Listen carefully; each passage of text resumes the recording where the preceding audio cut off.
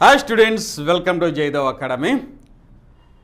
Job calendar 2026 కోసం మన aspirants అయితే కఠోరంగా ప్రిపరేషన్ సాగిస్తున్నారు. మీ అందరికీ కంగ్రాచులేషన్స్. ఎందుకంటే ఇక జాబ్ క్యాలెండర్ 2026 గురించి ఎవరికి ఏ విధమైనటువంటి డౌట్స్ అయితే లేదండి. ఎందుకంటే social media, electronic print media అనేక మాధ్యమాల్లో అయితే ఈ యొక్క జాబ్ క్యాలెండర్ గురించి స్పష్టమైనటువంటి ప్రకటనలు చూస్తున్నాము. తద్వారా ఇక జాబ్ క్యాలెండర్కి సంబంధించి ఉగాదికి రిలీజ్ చేసేటటువంటి అంశాల మీద ఏ అభ్యర్థికి ఏ విధమైన డౌట్ లేదు. ప్రిపరేషన్ అయితే కొనసాగిస్తున్నారు. అయితే ఈ యొక్క యాస్పిరెంట్స్ ఎవరైతే ఉన్నారో ఏ డిపార్ట్మెంట్లో ఎన్ని ఖాళీలు ఉన్నవి, త్వరగా ఉద్యోగం వచ్చేటటువంటి అవకాశం ఏ డిపార్ట్మెంట్లో ఉంది, ఎలా ప్రిపేర్ అయితే త్వరగా మనం ఉద్యోగాన్ని సాధిస్తాం అనే దాని మీద అయితే చాలామంది కొంచెం సందేహంలో ఉన్నారు. కాబట్టి మీకోసమైతే, మన యాస్పిరెంట్స్ కోసమైతే ఖచ్చితంగా మంచి ఇన్ఫర్మేషన్ అయితే ఈ వీడియోలో ఇస్తాను. త్వరగా మనం జీవితంలో సెటిల్ అయ్యేది, ఒక మంచి జాబ్ సాధించడానికి, ఆ జాబ్ సాధించడానికి తక్కువ సమయంలో ఎక్కువ మార్కులు పొందడానికి ఎలాంటి మెటీరియల్, ఎలాంటి బుక్స్ చదవాలి, ఎలాంటి ఆన్లైన్ క్లాసెస్ మనం జాయిన్ అవ్వాలి అనేది ఈ వీడియోలో మనం డిస్కస్ చేసుకుందామండి. ఎందుకంటే మేము ఆల్రెడీ ఏపీపీఎస్లో సెలెక్ట్ అయ్యాం కాబట్టి మా యొక్క అనుభవాలు మీకు చాలా ఉపయోగపడతాయి. ఈ వీడియో పూర్తిగా మీరు కనుక చూసారంటే ఖచ్చితంగా ఒక బ్లూ ప్రింట్ ఎలా ప్రిపేర్ అవ్వాలి విస్తృతంగా చాలామంది చదువుతున్నారండి, ఎక్స్టెన్సివ్గా చదువుతున్నారు. తద్వారా అయితే నాలెడ్జ్ వస్తుంది. ఉద్యోగం రావడానికైతే కాంపిటేటివ్ అప్రోచ్లో ఏ డిపార్ట్మెంట్కి ఏ బుక్స్ చదవాలి అనేది తెలుసుకున్న వాళ్ళకే విజయం అనేది వస్తుందని మీ అందరికీ తెలుసండి. ప్రీవియస్ పేపర్ కనుక చూసినట్టయితే మొన్న ఈ మధ్య ఏపీపీఎస్సీ వారు నిర్వహించినటువంటి ఎండోమెంట్ డిపార్ట్మెంట్ పేపర్ కనుక మనం చూసినట్లయితే అందులో ఎండోమెంట్ డిపార్ట్మెంట్కి సంబంధించినటువంటి ఆ చట్టానికి సంబంధించినటువంటి అనేక ప్రశ్నలు అయితే రావడం జరిగింది. ఆ వీడియో, ఆ ప్రశ్న పత్రాలు కూడా మీకోసం అయితే నేను అప్లోడ్ చేశాను. ఒకసారి చూడండి. ఖచ్చితంగా ఇప్పుడు ఏపీపీఎస్సీ ఏ డిపార్ట్మెంట్కి ఎగ్జామ్ అని ముందు గ్రహించి ఆ డిపార్ట్మెంట్కి సంబంధించినటువంటి నాలెడ్జి ఎంత ఉన్నది, ఈ యొక్క అభ్యర్థికి, యాస్పిరెంట్కి ఎంత ఉన్నది అనేది పరీక్షించే విధంగా ప్రశ్నాపత్రాలు అయితే రూపొందిస్తున్నారు. కాబట్టి మన యొక్క ప్రిపరేషన్ అనేది చాలా ఈజీ. ఆ యొక్క దారి మనం తెలుసుకుంటే చాలా ఈజీగా లక్షలాది మంది అభ్యర్థులు పోటీకి వచ్చినప్పటికీ చాలా ఈజీగా ఉద్యోగాన్ని సాధించేటటువంటి మార్గాన్ని అయితే నేను ఈ వీడియోలో చెప్తాను. చూడండి. ఇక ఎవరైతే కొత్తగా మన ఛానల్ చూస్తున్నారో దయచేసి సబ్స్క్రైబ్ చేసుకోండి. అలాగే లైక్ చేయండి, మీ ఫ్రెండ్స్ కూడా షేర్ చేయండి. నేను ఈ వీడియోలో చెప్పే అంశాలు ఏంటంటే తక్కువ టైంలో ఒక మంచి జాబ్ సాధించేటటువంటి సింగిల్ ఎగ్జామ్తో, ఆల్రెడీ మీకు అర్థమయ్యే ఉండేది, సింగిల్ ఎగ్జామ్తో తక్కువ టైంలో ఎక్కువ మార్కులు సాధించి జాబ్ సాధించడానికి అవసరమైనటువంటి టిప్స్, ఏ టాపిక్స్ ప్రిపేర్ అయితే మీకు ఎక్కువ మార్కులు వస్తాయి అనేది నేను ఈ వీడియోలో మీకు చెప్తాను.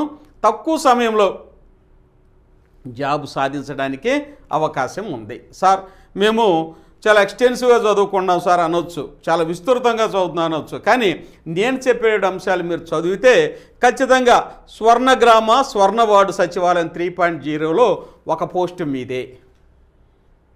జనరల్గా చూద్దాం. మీకు ఒక్కసారి నేను మళ్ళీ ఎక్స్ప్లెయిన్ చేస్తా. ఇది నేను మీకు చూపిస్తాను. ఇది పంచాయతీరాజ్ యాక్ట్ అండి. పంచాయతీరాజ్ యాక్టు చూడండి. ఇది 1994లో ఆంధ్రప్రదేశ్ ప్రభుత్వం రూపొందించినటువంటి పంచాయతీరాజ్ యాక్ట్. ఈ పంచాయతీరాజ్ యాక్టు చదవడం ద్వారా, పంచాయతీరాజ్ చట్టము, ఈ టాపిక్ చదవడం ద్వారా స్వర్ణగ్రామ స్వర్ణవార్డు సచివాలయంలో ఎక్కువ మార్కులు సాధించడం అవకాశం ఉంది. ఇక్కడ చూడండి, విషయ సూచక కూడా ఇండెక్స్ కూడా ఇచ్చారు. ఇది కూడా నేను ఎక్స్ప్లెయిన్ చేసుకుంటూ మీకు చక్కగా సాఫ్ట్ కాపీ రూపంలో ఎగ్జామినేషన్ పాయింట్ ఆఫ్ వ్యూలో ఈ వీడియోలో మీకు ఎక్స్ప్లెయిన్ చేస్తాను. అందుకే నేను మీకు చూపిస్తున్నాను మనం ఏం డిస్కస్ చేసుకుంటాం అనేది. ఇక నెక్స్ట్ కానీ చూసినట్టయితే ఈ అంశాలపై ఎక్కువ ఫోకస్ పెట్టండి. మనం ఫస్ట్ చూసినట్టయితే 26,000 వ్యాకెన్సీస్ అనేవి మనం వ్యాకెన్సీస్ గురించి మాట్లాడుకుందాం. స్వర్ణగ్రామ స్వర్ణవాడ సచివాలయంలో 26,000 వ్యాకెన్సీస్ అనేవి ఆల్రెడీ ఉన్నవి. ఇవి హెచ్ఆర్ఎంఎస్ పోర్టల్లో అప్లోడ్ చేశారు, గవర్నమెంట్ పోర్టల్లో అప్లోడ్ చేశారు. అలాగే ఫైనాన్స్ డిపార్ట్మెంట్ నుంచి కూడా వీటిని అప్రూవల్ తీసుకొని నోటిఫికేషన్ ఇవ్వడానికి, ఉగాది రోజున నోటిఫికేషన్ ఇవ్వడానికి, జాబ్ క్యాలెండర్ ఇవ్వడానికి సిద్ధం చేస్తున్నట్టుగా మనం electronic print media, social media, అలాగే న్యూస్ పేపర్లో కూడా చూసాము. ఇది స్పష్టం. 26,000 ఉద్యోగాలు ఉన్నాయి. దీనికే మనం ఎందుకు ప్రిపేర్ అవ్వాలి అంటే, ఇది మళ్ళీ చెప్తున్నా, చాలామంది ఆస్పిరెంట్స్ అడుగుతున్నారు కాబట్టి, ఇది సింగిల్ ఎగ్జామ్ అండి. సింగిల్ ఎగ్జాము, ఫాస్ట్గా రిజల్ట్స్ వస్తవి. ఒక 3 నుంచి 4 నెలల్లోనే గతంలో కనుక చూసినట్లయితే చాలా ఫాస్ట్గా రిక్రూట్మెంట్స్ అనేది జరిగింది. సీట్స్లో కూడా వారి యొక్క ఉద్యోగాల్లో కూడా వెళ్ళి కూర్చోవడం అనేది జరిగింది. మిగతా ఎగ్జామ్స్ కనుక కంపేర్ చేస్తే ప్రిలిమినరీస్ ఉంటాయి, అదొక సంవత్సరం పట్టిద్ది. మళ్ళీ దాని రిజల్ట్స్ కనుక వస్తే మళ్ళీ మెయిన్స్కి మళ్ళీ ఒక సంవత్సరం పట్టిద్ది. అట్లా 3-4 ఇయర్స్ ఒక దీర్ఘకాలికమైనటువంటి ప్రయత్నం అది. తద్వారా సెటిల్ అవ్వడానికి అనేది కొంచెం లేట్ అనేది పట్టిద్ది. మీరు 3-4 సంవత్సరాల నుంచి 5 సంవత్సరాల నుంచి కూడా చాలామంది ఆస్పిరెంట్స్ ప్రిపేర్ అవుతున్నారు. ప్రస్తుతం మాకు ఒక గవర్నమెంట్ ఉద్యోగం ఫాస్ట్గా కావాలి సార్, జీవితంలో సెటిల్ అవ్వాలి అని చాలామంది అడుగుతున్నారు. కాబట్టి గ్రామ వార్డు సచివాలయం, స్వర్ణగ్రామ స్వర్ణవార్డు సచివాలయం 3.0లో మంచి ఎగ్జిక్యూటివ్ పోస్టులు అయితే ఉన్నవి. కేటగిరీ 1కి సంబంధించి కేటగిరీ 1, కేటగిరీ 2 పోస్టులుగా విభజించారండి. ఈ ఎగ్జిక్యూటివ్ పోస్టులు మళ్ళీ చెబుతున్నా, పంచాయతీ సెక్రటరీ ఇప్పుడు పీడీఓగా మార్చారు, పంచాయతీ డెవలప్మెంట్ ఆఫీసర్, అలాగే వార్డు అడ్మిన్, పురపాలక సంఘాలు వచ్చేసరికి వార్డు అడ్మిన్ అంటారు. ఇంకా విఆర్ఓ ఎవర్ గ్రీన్ పోస్ట్ ఎక్కువ మంది ఆశపడేది. Next welfare and education assistant, ఇక మహిళా పోలీస్. ఈ 5 ఉద్యోగాలు వచ్చేసరికి కేటగిరీ 1 ఉద్యోగాలుగా ప్రకటించారు. ఈ యొక్క కేటగిరీ 1 ఉద్యోగాలకు సంబంధించి any degree qualification, any degree. విఆర్ఓకి చాలామంది అడుగుతున్నారు, సార్ గతంలో వచ్చేసరికి దీన్ని intermediate or 10th survey certificate plus ITI survey certificate అడిగారు కదా సార్, ఏంటి కరెక్ట్గా చెప్పండి సార్ అని అడుగుతున్నారు. కానీ ఇక్కడ వచ్చేసరికి నేను వీడియోలో కూడా చెప్పానండి, నేను చెప్పాను. ఇదైతే మొన్నటిదాకా ఉంది 1.0, 2.0లో ఈ యొక్క inter or 10th survey certificate, ఎన్సిటివి వచ్చేసరికి ఆ సర్టిఫికేట్ కావాలి, రకరకాల సర్వే సర్టిఫికేట్లు కావాలి. టెక్నికల్ క్వాలిఫికేషన్ అడగడం వల్ల జనరల్ అభ్యర్థులైతే విఆర్ఓ పోస్ట్కి అర్హత లేకుండా పోయింది. తద్వారా విఆర్ఓకి మేము అప్లై చేసుకోవాలని చాలామంది ప్రభుత్వానికి అర్జీలు పెట్టిన పిదప విఆర్ఓకి వచ్చేసరికి ఒక గెజిట్ కూడా ఇచ్చారు. ఆంధ్రప్రదేశ్ గెజిట్లో ఎనీ డిగ్రీ చేశారండి. ఇప్పుడు వచ్చేసరికి ఎనీ డిగ్రీ నన్ను అడుగుతూనే ఉన్నారు చాలామంది, సార్ విఆర్ఓ క్వాలిఫికేషన్ చెప్పండి సార్. నేను ప్రీవియస్ వీడియోలో చెప్పాను. ప్రీవియస్ వీడియోలో కూడా విఆర్ఓ క్వాలిఫికేషన్ సంబంధించి ఆంధ్రప్రదేశ్ ప్రభుత్వం రిలీజ్ చేసినటువంటి ఏపీ గెజిట్, ఆంధ్రప్రదేశ్ రాజపత్రం కూడా ఈ యొక్క క్వాలిఫికేషన్ సవరిస్తూ చేసినటువంటి అది కూడా జీవో కూడా నేను పెట్టాను, చూడండి.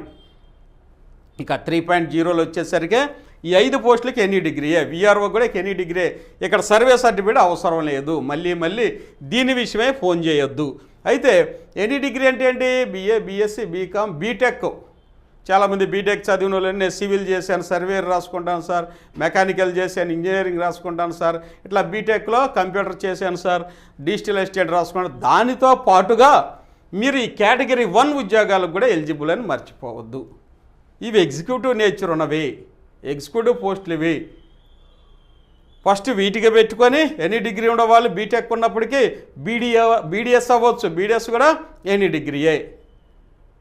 ఇట్లా ఏ క్వాలిఫికేషన్ అయినా డిగ్రీ బ్యాచిలర్ డిగ్రీ ఉంటే అది ఎనీ డిగ్రీ కింద కేటగిరీ 1కి అప్లై చేసుకొని కేటగిరీ 2లో మీ ఉద్యోగాలకు సంబంధించిన వాటికి అప్లై చేసుకోమని చెప్తున్నా. సార్ ఈ ఖాళీలు ఎన్ని ఉన్నాయి సార్ అని చాలామంది అడుగుతున్నారు.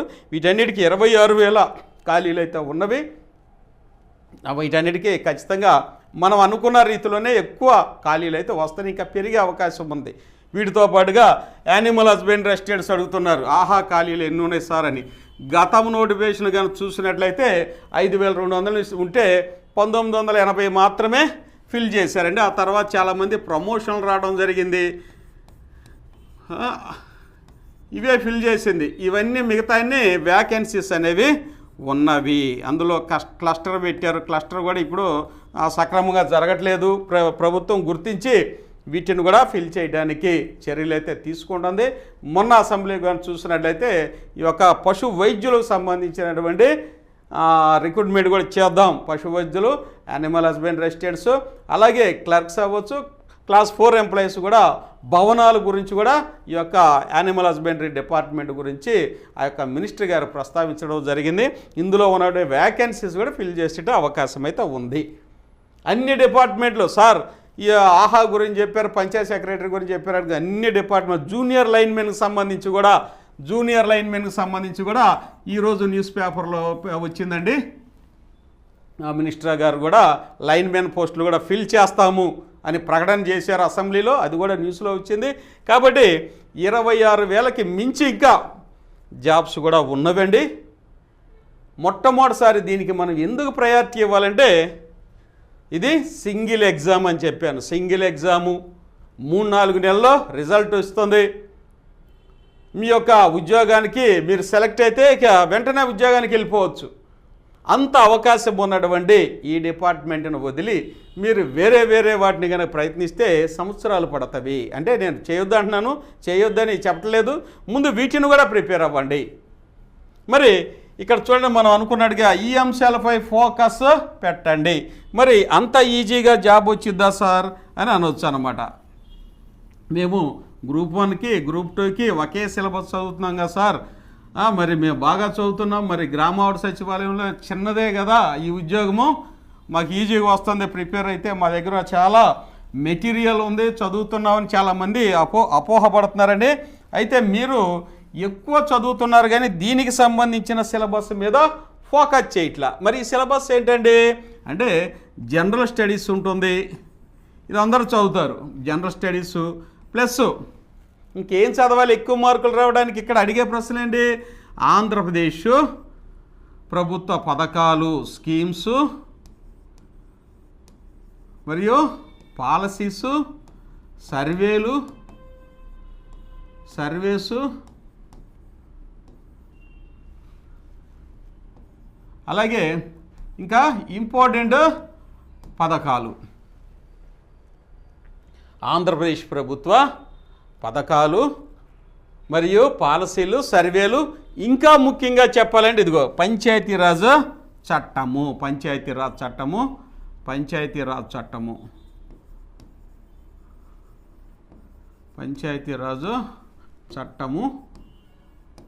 దీని గురించి నేను ఇప్పుడు ఎక్స్ప్లెయిన్ చేస్తాను, కొన్ని మీకు ఎక్స్ప్లెయిన్ చేస్తా, మీకు అర్థమవుతుంది. 1994 మే 30న పంచాయతీరాజ్ చట్టం అనేది ఆంధ్రప్రదేశ్ ప్రభుత్వం అడాప్ట్ చేసుకుంది. కాబట్టి ఇక్కడ మనం ఏం చదువుతాం విస్తృతంగా, గ్రూప్ 1కైనా గ్రూప్ 2కైనా ఎక్కువ చదివేది జనరల్ స్టడీసే. గ్రూప్ 2 అయినా, గ్రూప్ 3 అయినా, గ్రూప్ 4 అయినా ఇదే చదువుతాం మనం. మరి ఇక్కడ మనం కొన్ని మార్కులు సంపాదిస్తాం, 70 మార్కులు సంపాదించాం, 150 మార్కులు. మరి మిగతావి వచ్చేసరికి ఆంధ్రప్రదేశ్ ప్రభుత్వ పథకాలు, పాలసీలు, సర్వేలు అనే వాటి మీద ఖచ్చితంగా చదవాలి. ఎందుకు చదవాలంటే స్వర్ణ వార్డు సచివాలయంలో ఉద్యోగస్తులు చేసే పని ఏంటంటే ట్రాన్స్పరెంట్గా, పారదర్శకంగా క్షేత్రస్థాయిలో, గ్రామ స్థాయిలో లబ్ధిదారులను ఎంపిక చేయడం, వారికి అవసరమైనటువంటి ప్రభుత్వ పథకాలని డోర్ స్టెప్స్లో అందించడం ఫాస్ట్గా, అలాగే సర్వేలు చేయటం, అలాగే ఎప్పటికప్పుడు ప్రభుత్వం ప్రవేశపెట్టినటువంటి అనేక పాలసీస్ను కూడా గ్రామ స్థాయిలో ఇంప్లిమెంట్ చేయటము అనేది ఈ యొక్క స్వర్ణవార్డు సచివాలయం చేయాల్సినటువంటి పని. ఇప్పుడు చూడండి, యూనిఫైడ్ సర్వే చేస్తున్నారు, ఫ్యామిలీ సర్వేస్ మీ ఇంటికే వస్తున్నారు. అది ఎవరు చేస్తున్నారు? స్వర్ణగ్రామ స్వర్ణవార్డు సచివాలయం సిబ్బంది స్టాఫే. దాంతోపాటుగా ఇంకా రకరకాలైన సర్వేలు చేస్తున్నారు. సిటిజన్ సర్వే చేస్తున్నారు, ఇంకా సర్వేస్ అని ఎప్పటికప్పుడు చేస్తారు. మరి దానికి సంబంధించిన ప్రశ్నలు కూడా అడుగుతారు కదా. కాబట్టి ఈ యొక్క అంశాలు అనేవి వీటి మీద మీరు ఫోకస్ పెట్టరు. దీని మీద ఖచ్చితంగా ఒక 25 నుంచి 30 మార్కులు అనేవి వస్తాయి. ఇక మీరు ఉద్యోగం చేసేటటువంటి ప్రదేశం ఏది అంటే పంచాయతీ ఆరు గ్రామ సచివాలయాలుగా వీటిని గతంలో నామకరణం చేశారు. ఇప్పుడేం చేశారు, వీటిని స్వర్ణగ్రామ స్వర్ణ వార్డు స్వర్ణ వార్డు సచివాలయాలుగా వీటిని తిరిగి మళ్ళా నామకరణం అనేది చేయడం అనేది జరిగింది. కాబట్టి ఈ యొక్క పంచాయతీరాజ్ చట్టం గురించి కూడా చదువుకోవాలి. ఈ పంచాయతీరాజ్ చట్టంలో నుంచి కూడా మనం చూసినట్టయితే 20 నుంచి 25 ప్రశ్నలు వచ్చేటువంటి అవకాశం అయితే ఈసారి మెండుగా ఉంది. ఎందుకంటే గతంలో మన 11వ తారీఖున జరిగినటువంటి ఎండోమెంట్ ఎగ్జామ్లో కనుక చూసినట్లయితే ఆ డిపార్ట్మెంట్కి సంబంధించినటువంటి ప్రశ్నలే ఎక్కువ వచ్చినవి. అంటే మరి ఎక్కడ చెబుతారు అంటే ఆ ప్రశ్నలు ఎక్కడా దొరకవు. నేను మళ్ళీ చెబుతాను, ఎక్కడ ఆ డిపార్ట్మెంట్లో ఉన్నటువంటి వ్యక్తి చెప్పాలి, లేకపోతే ఆ డిపార్ట్మెంట్లో పనిచేసేటువంటి ఆఫీసర్స్ చెప్పాలి. అలాంటి ప్రశ్నలు అయితే చాలా ఉన్నాయి. మరి ఇక్కడ గ్రామ వార్డు సచివాలయం సంబంధించినటువంటి ఈ యొక్క పంచాయతీరాజ్ యాక్ట్ ఎవరు చెప్పాలి అంటే మన యొక్క ఈ డిపార్ట్మెంట్లో పనిచేసే వాళ్ళు మాత్రమే చెప్పాలి. కాబట్టి దానికి సంబంధించినటువంటి మెటీరియల్స్ మొత్తం తయారు చేశాం. సపోజ్ కనుక మీరు చూసినట్లయితే చూడండి, నేను ప్రతినిత్యం మీకు ఎక్స్ప్లెయిన్ చేస్తూనే ఉన్నాను. ఇదైతే హ్యూజ్ రెస్పాన్స్ అయితే చాలా పెద్ద రెస్పాన్స్ వచ్చి మేమంతైతే ఊహించలేదండి. ఇలాంటి బుక్స్ కానీ దీంట్లో ఉన్నటువంటి ప్రశ్నలు కానీ మీకు ఎక్కడా ఇవి దొరకవు. ఎందుకంటే ఈ యొక్క డిపార్ట్మెంట్లో ఉన్నటువంటి అంశాలనే మేము ప్రతినిత్యం పనిచేస్తాం కాబట్టి వీటిని మీకోసం అయితే తయారు చేయడం జరిగింది. ఇది ఆంధ్రప్రదేశ్ ప్రభుత్వ పథకాలు, పాలసీలు, సర్వేలు మొత్తం అలాగే సెంట్రల్ గవర్నమెంట్ కూడా ఉంటాయి. దాంతోపాటుగా పంచాయతీరాజ్ యాక్ట్ కూడా ఉంటుంది. పంచాయతీరాజ్ యాక్ట్ గురించి ఇప్పుడు నేను చూపించాను, మీకు దాని గురించి కూడా ఎక్స్ప్లెయిన్ చేస్తాను. కొన్ని భాగాలు మీకు ఇంకా ఏం చదవాలనేది మీకు అర్థమవుతుంది. ఇది ఈ బుక్. దీంతోపాటుగా ఇది అసలు గ్రామ వార్డు సచివాలయం స్థాపించినప్పటి నుంచి ఆ యొక్క జీవోలు అవ్వచ్చు, ఆ ఫంక్షనరీస్ డ్యూటీస్ అవ్వచ్చు, జాబ్ చార్ట్స్ అవ్వచ్చు, ఇంకా పంచాయతీరాజ్ యాక్ట్ గురించి ముఖ్యమైన స్టేటు సెంట్రల్ మొత్తం ఈ బుక్లో కూడా ఉంది. అలాగే వీటిని ఏ సబ్జెక్టుకి అనేక సబ్జెక్ట్స్ ఉన్నాయి, దేనికి ఎంత వెయిటేజ్ ఇచ్చి గతంలో ప్రశ్నలు అడిగారని ఈ బుక్లో కూడా ఉన్నాయన్నమాట. కాబట్టి దీనికి సంబంధించినటువంటి ఈ 3 బుక్స్ కాంబో ప్యాక్ అంటాము. వీటికి సంబంధించినటువంటి సమాచారం మీకు ఎక్కడ దొరకదండి. ఇలాంటి బుక్స్ చాలామంది తీసుకున్నారు. స్టేట్ వైడ్గా మంచి ఫీడ్బ్యాక్ అయితే ఇచ్చారు. సార్ కరెక్ట్గా డిపార్ట్మెంట్కి సంబంధించి ఏదైనా ఈ బుక్స్ మా దగ్గర ఉంటే 30-40 మార్కులు అనేవి మేము అదనంగా పొందటానికి ఈ యొక్క చట్టాలు కావచ్చు, ఈ యొక్క ప్రభుత్వ పథకాలు కావచ్చు చక్కగా నీట్గా ఇచ్చారు సార్, చాలా బాగున్నాయని మంచి ఫీడ్బ్యాక్ వచ్చిందండి. మేము అనుకోలేదు ఇంత రెస్పాన్స్ వచ్చిందని. మీరు కూడా హ్యాపీగా మీ ఆఫీస్ని రిజర్వ్ చేసుకోండి. దాంతోపాటుగా వచ్చేసరికి మీకు కావాల్సిన కేటగిరీ 2లో వచ్చినటువంటి ఈ యొక్క చూడండి డిజిటల్ అసిస్టెంట్స్ సంబంధించిన బుక్స్ నేను చెప్పా. బీటెక్ కానీ చదివితే డిజిటల్ అసిస్టెంట్ కంప్యూటర్, మీ యొక్క బీటెక్లో కంప్యూటర్స్ ఉందనుకోండి, డిజిటల్ అసిస్టెంట్ అప్లై చేసుకోండి. దాంతోపాటుగా కేటగిరీ 1లో ఉన్న పంచాయత్ సెక్రటరీ, వార్డు అడ్మిన్, మీరు బీఆర్ఓ వీటికి కూడా ఎలిజిబులే, అది అప్లై చేసుకోండి, ఇది అప్లై చేసుకోండి. అంటే కేటగిరీ 1, కేటగిరీ 2కి 2 మీకు ఎలిజిబుల్. కేటగిరీ 1 కనుక వచ్చింది అనుకో పోస్ట్ మీకు ఇది మంచిది, ఎగ్జిక్యూటివ్ పోస్టులు అనమాట. అట్లనే ఇంజనీరింగ్ అసిస్టెంటు, అలాగే సర్వేర్. ఈ యొక్క బుక్స్ మొత్తం మీకు అందుబాటులో ఉన్నవి. ఇంకా మెటీరియల్స్ వస్తున్నవి. మన జయదేవ్ అకాడమీ స్టేట్ వైడ్గా గ్రామ వార్డు సచివాలయం మధ్యనండి స్వర్ణగ్రామ స్వర్ణవార్డు సచివాలయానికి ఒక రిసోర్స్ ఇన్స్టిట్యూట్గా ఉందని మీ అందరికీ తెలుసండి. కాబట్టి హ్యాపీగా మొట్టమొదటిసారిగా ఫస్ట్ ఒక ఉద్యోగాన్ని సాధించండి. తక్కువ ఎఫర్ట్తో, తక్కువ శ్రమతో నేను చెప్పిన విధంగా ఈ బుక్స్ను ఫాలో అయ్యి మేము ఇచ్చే ఆన్లైన్ క్లాసెస్ కానీ తీసుకుంటే ఖచ్చితంగా ఎక్కువ మార్కులు వస్తాయి, జాబ్ వస్తుంది. ఎందుకంటే ఆ విధానంగా ఆ అప్రోచ్లోనే మేము మీకు ఇవన్నీ తయారు చేసాం. మరి ఈ బుక్స్ పొందాలంటే ఎలా ఇక్కడే చెప్తాం చూడండి, మీకు కూడా మంచిగా ఉంటుంది. ఎవరైతే కొత్తగా చూస్తున్నారో మళ్ళీ డిస్కస్ చేసుకుందాం. ఒక్క నిమిషం అండి. ఇదిగోండి ఈ 3 బుక్స్ని కాంబో ప్యాక్ అంటాము. ఈ కాంబో ప్యాక్ తీసుకోవాలంటే ఇదిగోండి 999 అనమాట, 999. ఈ నెంబర్కి ఫోన్పే చేయండి. ఫోన్పే చేసి ఇదే నెంబర్కి మీరు ఫోన్పే చేసినటువంటి ఆ యొక్క స్క్రీన్ షాట్ కానీ షేర్ కానీ ఇదే నెంబర్కి వాట్సాప్లో పెడితే మన స్టాఫ్కు తెలిసిద్ది మీరు ఫీజు కట్టారని, బుక్స్కి ఆర్డర్ చేశారని. ఇదే నెంబర్కి వాట్సాప్ చేసి మీ యొక్క ఫుల్ అడ్రస్ని పంపండి విత్ పిన్ కోడ్ అనేది ఖచ్చితంగా ఉండాలి. రిజిస్టర్ పోస్ట్కి ఖచ్చితంగా ఉండాలి పిన్ కోడ్ పంపండి. మీరు పంపిన ఫస్ట్ రోజు ప్యాక్ చేసేస్తాం. నెక్స్ట్ డే ఆటోమేటిక్గా పోస్టులో రిజిస్టర్ పోస్ట్ చేస్తాం. మీ యొక్క దూరాన్ని బట్టి 3-4 రోజులకి వస్తాయి. ఎక్కువ దూరం అయితే 5 రోజులు పట్టవచ్చు. కంగారు పడి ఫోన్ చేయొద్దు, మేము లిఫ్ట్ చేయలేదన్న భావన వద్దు. ఖచ్చితంగా ఇప్పుడు కొన్ని వందల వేల బుక్స్ అయితే పంపించాం. ఎక్కడ మనకి ఈ యొక్క ఇదైతే రాలేదు, ప్రాబ్లం రాలేదు, 0 ఎర్రర్స్ చక్కగా. ఎందుకంటే మనం రిజిస్టర్ పోస్టే పంపుతున్నాం. రిజిస్టర్ పోస్టే మీకన్నా రావాలి, లేకపోతే రిటర్న్ మాకన్నా రావాలి. బుక్ పంపలేదు అనే కాన్సెప్ట్ ఉండదు. కాబట్టి హ్యాపీగా చూడండి. ఇక రిజిస్టర్ పోస్ట్ అనేది పంపుతున్నాం. ఎందుకంటే మీరు కట్టే అమౌంట్లోనే 100 రూపాయలు ప్రత్యేకంగా రిజిస్టర్ పోస్ట్ కట్టి మీకు ఇంటి వద్దకే వచ్చి మీరు సంతకం చేసి తీసుకోవాలనే ఉద్దేశంతో మేము రిజిస్టర్ పోస్టు 100 రూపీస్తో కట్టి మీకు ఇంటికే పంపిస్తున్నాం. కాబట్టి బుక్స్ అనేవి అందవు అనే భావన ఉండదు. ఫోన్ చేయొద్దు, మీరు పంపిన నెక్స్ట్ డేకే ప్యాక్ చేసి మేము పంపించేస్తాం. ఓకేనా? ఇవి బుక్స్ ఆర్డర్ చేసుకునే విధానం అండి. మళ్ళీ నేను ఎక్స్ప్లెయిన్ చేస్తాను.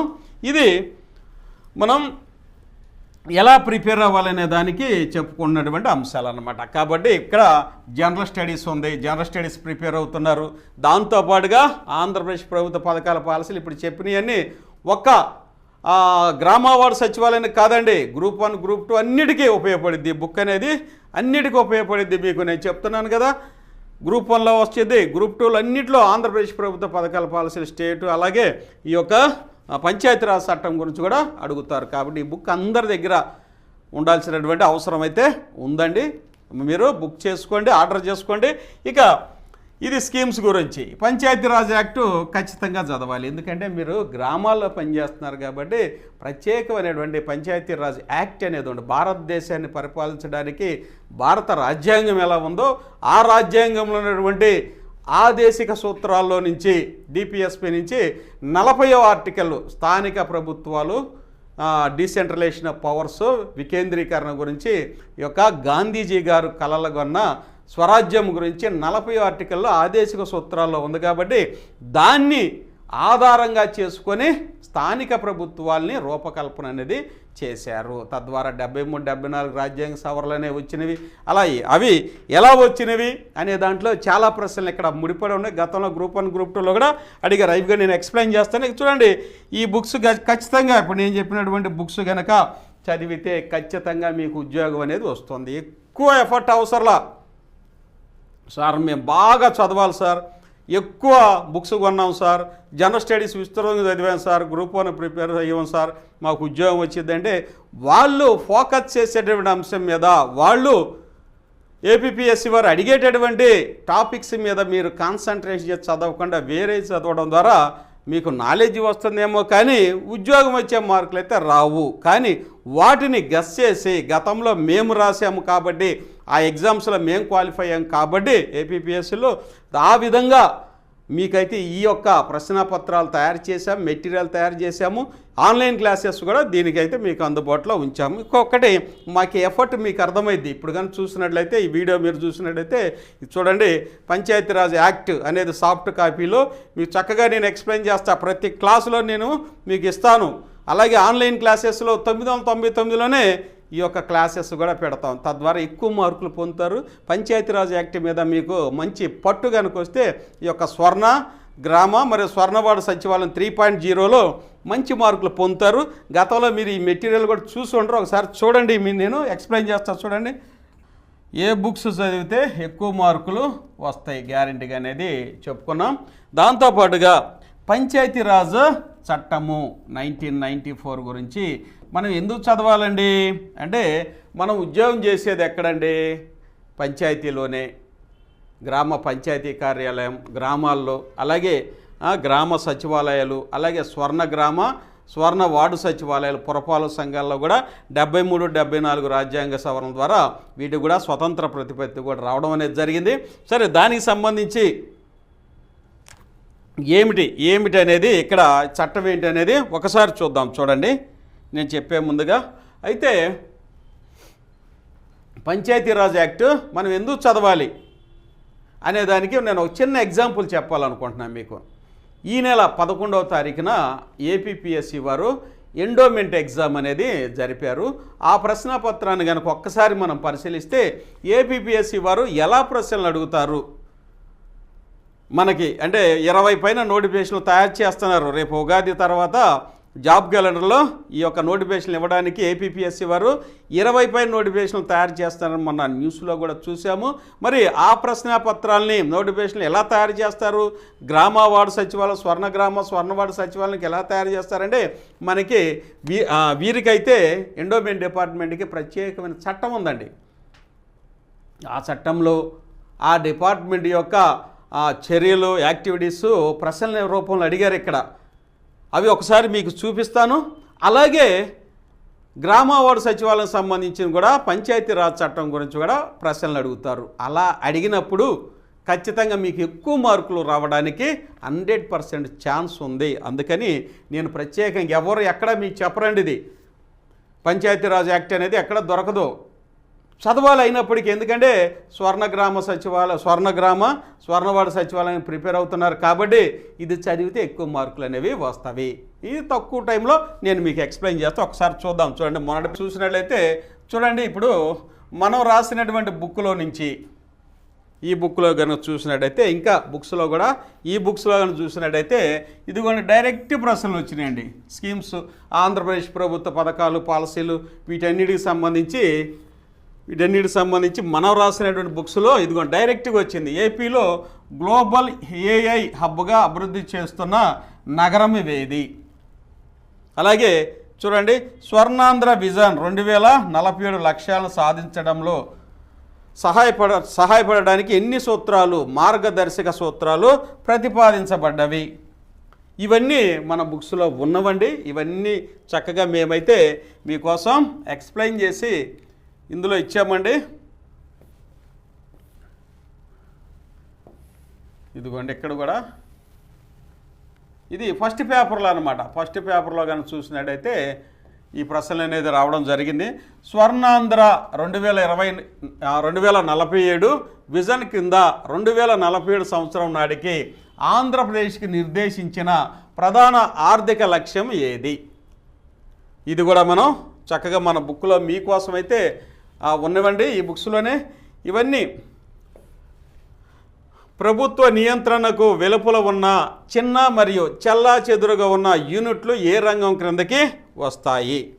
ఇవి మన ఆంధ్రప్రదేశ్ ప్రభుత్వ పథకాలు, పాలసీల్లో ఈ బుక్కులు అయితే ఉన్నవి, యాస్టీజ్గా వచ్చినవి.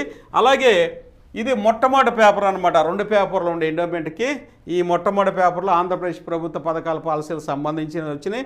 అలాగే 2వ పేపర్ కానీ చూసినట్టయితే మధ్యాహ్నం జరిగిందండి. చూడండి, ఇక్కడ డైరెక్ట్గా డిపార్ట్మెంట్కి సంబంధించిన ప్రశ్నలు ఇచ్చారు. ఈ ప్రశ్నలు ఎక్కడి నుంచి వస్తాయండి, మనం ఎక్కడ చదవగలం, ఎక్కడ దొరుకుతాయి? చూడండి, 50 లక్షల నికర ఆదాయం నుండి 1 కోటి రూపాయల వరకు ఆదాయం గల 6 సబ్సెక్షన్ ఏ సంస్థల యొక్క బడ్జెట్ మంజూరు చేయ అర్హత గల అధికారి ఎవరు? గ్రూప్ 1 సిలబస్లో వచ్చిద్దా, గ్రూప్ 2 సిలబస్లో వచ్చిద్దా, ఏ జనరల్ స్టడీస్లో ఈ ప్రశ్న ఉండిద్ది? ఎక్కడా ఉండదు. ఆ డిపార్ట్మెంట్లో ఉన్నటువంటి వారికి మాత్రమే దీని మీద అవగాహన అనేది ఉంటుంది. Deputy commissioner, additional commissioner, regional joint commissioner, commissioner ఎవరో తెలిసిద్దండి. ఆ డిపార్ట్మెంట్లో ఎవరైతే పనిచేస్తున్నారో వారికి. ఇవన్నీ మీకు ఎందుకు చూపిస్తున్నానంటే మన స్వర్ణవార్డు సచివాలయం పంచాయతీరాజ్ యాక్ట్ గురించి ఇలాగే ప్రశ్నలు అడుగుతారు. ఇది ఏంటంటే ఎండోమెంట్ డిపార్ట్మెంట్కి సంబంధించినటువంటి ఆ డిపార్ట్మెంట్ చట్టంలో ఉన్న ప్రశ్నలు అన్నమాట. చూడండి, ఇలా ఏపీపీఎస్సీ వారైతే ఈ పేపర్స్ తయారు చేస్తున్నారు. దీన్ని ఎందుకు చూపిస్తున్నానంటే ఇది మొన్నే 11వ తారీఖున జరిగినటువంటి ఎగ్జామ్. 15 లక్షల నికర ఆదాయం నుండి 50 లక్షల ఆదాయం గల 6 సబ్సెక్షన్ బి సంస్థల యొక్క బడ్జెట్ మంజూరు చేయు అర్హత గల అధికారి, additional commissioner, regional joint deputy commissioner, సహాయ కమిషనర్. ఇది ఎక్కడది ఉండిద్ది? ఈ బిట్ ఎక్కడా ఉండదు, ఆ యొక్క చట్టంలోనే ఉండిద్ది. అట్లానే ఎండోమెంట్ చట్టంలో ఉండిద్ది. అలాగే పంచాయతీరాజ్ యాక్ట్ కూడా ఇందులో ఉంటాయని చెప్పాలని నా ఉద్దేశము. అందుకే నేను ఇవన్నీ మీకు ఒక్కసారి గుర్తు తెస్తానన్నమాట. మనం ఏ పడే చదువుతా ఎక్కువ సమయాన్ని వేస్ట్ చేసుకొని ఉద్యోగం రాకుండా ఎంతో డబ్బు కష్టపడి వేస్ట్గా ఉంటాయన్నమాట. అలా కాకుండా ఆ ఉద్యోగానికి సంబంధించి చదివితే మనకి మంచిదని చెప్పాలని నా ఉద్దేశం. ఎవరి పరిపాలనా పరిధిలో సంస్థల బడ్జెట్ మంజూరుకై సంబంధిత అధికారులకు FAS ద్వారా మాత్రమే సమర్పించవలెను. ఇది ఎక్కడ ఉంది? అది ఎండోమెంట్ చట్టంలోనే ఉంది, బయట ఎక్కడ ఇవి దొరకవు. ఇదిగోండి. అలాగే ఒక 4 చదివి మనం వెళ్ళిపోదామండి. ఎండోమెంట్ యాక్ట్, ఇదిగోండి ఎండోమెంట్ యాక్ట్ చూసారా? పంచాయతీరాజ్ యాక్ట్ లాగా ఎండోమెంట్ యాక్ట్, మనకి పంచాయతీరాజ్ యాక్ట్ ఉంది. ఇక్కడ ఎండోమెంట్ యాక్ట్ నుంచి అడిగారు. ఎన్ని యాక్ట్ నుంచి అడిగింది? పంచాయతీరాజు చట్టము ఇక్కడ రాసి చూపాను 1994 అనేది మనకుంది. ఇక్కడ ఎండోమెంట్ యాక్ట్ 30/87 సెక్షన్ 57లో బడ్జెట్ ఏ చాప్టర్లో గలదో యాక్ట్లో ప్రశ్న అడిగాడు డైరెక్ట్గా. ఆ యాక్ట్లో ప్రశ్న ఎక్కడ ఉంటాయి? పంచాయతీరాజ్ యాక్ట్లో ప్రశ్నలు ఇందులో ఉంటాయి. ఇది బెస్ట్ ఎగ్జాంపుల్ అనమాట ఈ ప్రశ్న. అలాగే ఇదిగోండి ఇంకొక ప్రశ్న చదివి మనం పంచాయతీరాజ్ చట్టంలోకి వెళ్ళిపోతాం. తిరుమల తిరుపతి దేవస్థానము తిరుపతికి బడ్జెట్ మంజూరు చేయు అర్హత గలవారు ఎవరో? ప్రభుత్వం, commissioner, additional commissioner, regional joint. ఇవి ఎక్కడ ఉంటాయి? ఎక్కడ దొరకవు. కాబట్టి మనం ఎవరైతే ఆ డిపార్ట్మెంట్లో పనిచేసి అవగాహన కలిగిన వాళ్ళు మాత్రమే చెప్పగలిగితే దొరికేటటువంటి ఆన్సర్స్ అవి, బిట్స్, క్వశ్చన్స్, ఆన్సర్స్. అలాగే స్వర్ణవార్డు సచివాలయానికి సంబంధించినటువంటి పంచాయతీరాజ్ యాక్ట్కి సంబంధించినటువంటి ఇంత పెద్ద బుక్ అండి. ఇంత పెద్ద బుక్లో నుంచి ఇలాంటి ప్రశ్నలు వెరీ వెరీ ఇంపార్టెంట్. ఇవి మేము మా యొక్క ఎక్స్పీరియన్స్తో, మేము APPS సెలెక్ట్ అయ్యాం కాబట్టి మా యొక్క ఎక్స్పీరియన్స్తో మేము మీకోసమైతే తయారు చేసే బుక్స్ అన్నమాట. రాష్ట్ర వ్యాప్తంగా వీటికైతే చాలా ఆదరణ వచ్చింది, ఫీడ్బ్యాక్ చాలా వచ్చింది, మేమైతే ఊహించినటువంటి రెస్పాన్స్ కూడా వచ్చింది. కాబట్టి ఈ బుక్స్ చాలా మంది వీటిని తీసుకోవడం అనేది జరుగుతుందండి. హ్యాపీగా పర్చేజ్ చేసుకోండి, మీకు చాలా ఉపయోగపడతాయి ఈ బుక్స్ అనేవి. ప్రతి ఎగ్జామ్కి ఉపయోగపడతాయి ఖచ్చితంగా, నేను చెప్తున్నానుగా. ఇక మనం చట్టంలోకి వెళ్దాం. చూడండి, సమయం తక్కువగా ఉంది కాబట్టి ఈ యొక్క పంచాయతీరాజ్ చట్టాన్ని కనుక మనం చూసినట్లయితే ఇక్కడ విషయ సూచిక నుంచి మనం స్టార్ట్ చేసుకుంటూ వెళ్ళిపోతాం. పంచాయతీరాజ్ చట్టం అనేది 1994లో ఆంధ్రప్రదేశ్ ప్రభుత్వం తయారు చేసింది. మే 30వ తారీఖున దాన్ని అడాప్ట్ అనేది చేసుకోవడం జరిగింది. దానికి అప్పటి వరకు జరిగిన పరిణామాల మీద గతంలో కూడా అనేక ప్రశ్నలు వచ్చినాయి. గ్రూప్ 1లో కూడా గతంలో నేను చూసిన ప్రశ్న, ఆంధ్రప్రదేశ్ పంచాయతీరాజ్ చట్టం 1994 ముందు ఉన్నటువంటి చట్టం ఏది, అది ఎలా రద్దు చేశారు, ఏ చట్టాన్ని రద్దు చేశారని అడిగారు. అది కూడా ఇందులో ఉంటుంది. నేను చక్కగా చదివి మీకు ఎక్స్ప్లెయిన్ చేయాలి, ఎందుకంటే మిస్ అవ్వకుండా అనమాట. చూడండి, విషయ సూచిక ఇండెక్స్ చూద్దాం. ఇక్కడ ఇండెక్స్ కనుక చూసినట్లయితే ఇదిగోండి, ఫస్ట్ది ప్రజాస్వామ్య వికేంద్రీకరణ పంచాయతీరాజ్ యాక్ట్ అనమాట. ప్రజాస్వామ్య వికేంద్రీకరణ అన్నమాట. ఇక్కడ డీసెంట్రలైజేషన్ ఆఫ్ పవర్స్ అంటారు. పంచాయతీరాజ్ వ్యవస్థ ఉద్భవించిందే దానికి. మన భారత రాజ్యాంగంలో ఆదేశిక సూత్రాల్లో 40వ ఆర్టికల్లో స్థానిక ప్రభుత్వాల గురించి ఉందండి. గ్రామ స్వరాజ్యమే దేశ స్వరాజ్యం అని డైరెక్ట్గా మన జాతిపిత గాంధీజీ గారు అయితే సెలవిచ్చారు. ఆయన యొక్క ఆలోచనలకి అనుగుణంగా ఈ యొక్క పంచాయతీరాజ్ వ్యవస్థ ఏర్పడిందని తెలుసండి మనకి. చూడండి, ఇక గ్రామ పంచాయతీ స్వరూప స్వభావాలు, గ్రామ పంచాయతీ ఎన్నికలు, రిజర్వేషన్లు, గ్రామ సభ వెరీ వెరీ ఇంపార్టెంట్. అని ప్రతి లబ్ధిదారుని గ్రామ సభ ద్వారా ఎన్నుకోవడం అనేది జరిగింది. ఎవరు అర్హులు, ఎవరు అనర్హులు అనేది ఈ గ్రామ సభ ద్వారా తెలుస్తుంది. ఇక గ్రామ సభ గ్రామ పంచాయతీల పరస్పర సంబంధం. చూడండి ఇవి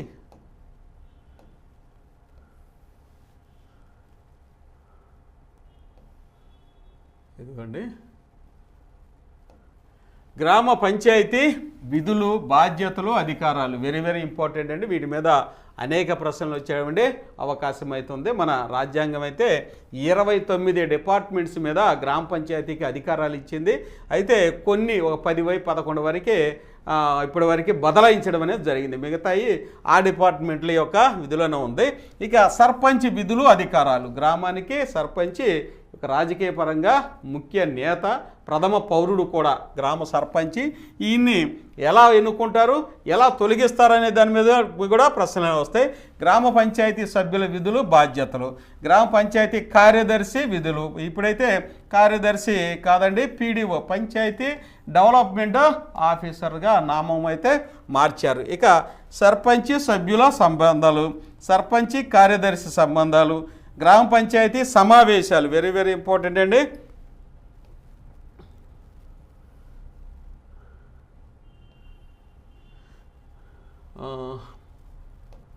అవిశ్వాస తీర్మానాలు, రాజీనామాలు, సర్పంచి సభ్యులను పదవీచ్యుతులను చేయుట, గ్రామ పంచాయతీ కమిటీలు, స్వయం సహాయక సంఘాలు, గ్రామ పంచాయతీ ఆర్థిక వనరులు, గ్రామ పంచాయతీ జమలు, ఖర్చుల నియమాలు, బడ్జెట్. ప్రతి గ్రామ పంచాయతీకి బడ్జెట్ అనేది ఉంటుంది. ఎలా ఉంటుంది? హౌస్ ట్యాక్స్ వస్తాయి, హౌస్ ట్యాక్స్ వచ్చింది, అలాగే ట్యాపు ట్యాక్సెస్ వస్తాయి, ఇంకా స్టేట్ గవర్నమెంట్ ఫండ్స్ వస్తాయి, అలాగే సెంట్రల్ గవర్నమెంట్ ఫండ్స్. అదే ఇప్పుడైతే 15th ఫైనాన్స్ అండి, 15th ఫైనాన్స్. ఇంకా గ్రామంలో ఉన్నటువంటి క్వారీస్ నుంచి, ఊర్ల నుంచి వస్తాయి. అలాగే గ్రామంలో సంతలు ఉంటవి, వాటి మీద పనులేయచ్చు. ఇలా రకరకాలైనటువంటి ఇంకా ట్రాన్సాక్షన్స్ అనమాట. సబ్ ట్రెజరీ నుంచి వచ్చేటటువంటి ఆదాయాలు కూడా ఇవన్నీ మనం డిస్కస్ చేసుకుందాం. గ్రామ పంచాయతీ పనులు చేయ విధానము, ప్రజా అంచనాలు.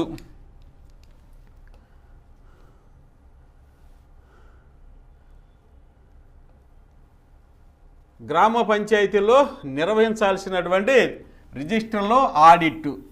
ప్రతి ఖర్చుని ప్రభుత్వ ఆడిట్ అధికారులు జాగ్రత్తగా పరిశీలించి ఆడిట్ చేసి సక్రమంగా ఇవి ఖర్చు పెట్టారా లేదని సర్టిఫై చేసేదే ఆడిట్ అనమాట. గ్రామ పంచాయతీ అభివృద్ధి పథకాలు వెరీ వెరీ ఇంపార్టెంట్.